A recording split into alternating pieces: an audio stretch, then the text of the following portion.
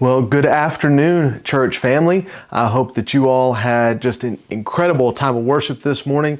Brother Ryan, I thought, did an awesome job. So thank you, Brother Ryan, for leading us in worship, both in song and in preaching of the word. I think you handled the text excellently. And I know I don't just speak for myself, but I speak for the whole body when we say thank you. Also, we want to wish a happy Mother's Day to all of you all that are out there celebrating this afternoon and this evening with all the moms and just enjoying the wonderful, gorgeous day we've got outside. I have some exciting news for you guys this afternoon. I know that I've had a lot of people asking me about what our plans are for reopening with Governor Ivey's information that she gave us this last week. And just to be frank, we kind of had some ideas that this might happen at some point in time, and we had a rough plan in place, and we were excited to get to share that with you guys. So here's what we're thinking. We're looking at May 31st, being able to gather back together for our first worship service together. Now, there's a couple reasons for this. Number one, this gives us a chance to plan around some things that are going on in terms of if there's a rebound of the virus, and gives us a couple of weeks to play with and just making sure that things are opening up slowly the way that they're supposed to be. A second positive benefit of this is that we get to make sure that we're prepared for this. As many of you guys know, there are shortages everywhere on cleaning supplies and sanitation supplies and things like that. And so in light of that, we want to make sure that we just have proper opportunity to clean, sanitize, get the church ready for worship.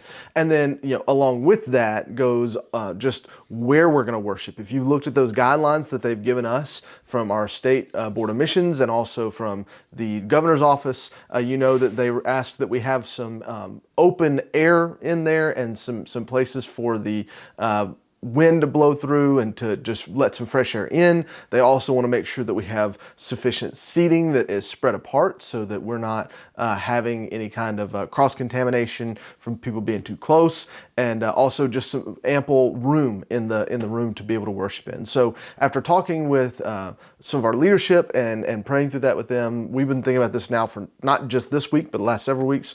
We're going to be opening up a plan in more detail to you later regarding how we're planning on doing that. But for now, you just need to know that we're going to be worshiping in the gym together with our auxiliary setup that we have with staging and with chairs so that we can sufficiently separate things and spread them apart. So you guys will be seeing coming up a sign-up list for worship so that we can make sure that we don't have too many in one place at one time. And we'll, whether that be one worship service or two, depending on how many we have register, we'll then make sure that we get you guys into some worship groups with some set times on them as well. So, but you'll find out more about that as we get closer. For now, just know that you can be excited to anticipate May 31st being our first worship service back together over at our worship facilities. So I'm excited to share that with you. I'm excited to get to worship with you. We're going to continue to pray that God would take this virus and that He would just dissipate it, and He would allow the beautiful sunshine to do its work to kill that off naturally, and for us in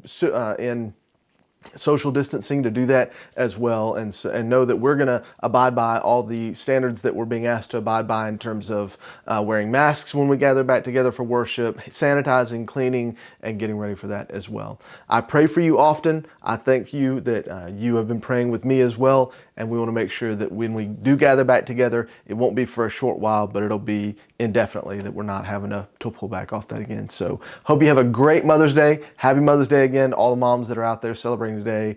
There is no substitute for the job that you do. There is no paycheck big enough for the job that you do. And so we want to say thank you. Thank you for loving us well, and in loving us well, mirroring the love of Jesus. So you have a great day, and we'll talk to you later. Bye-bye.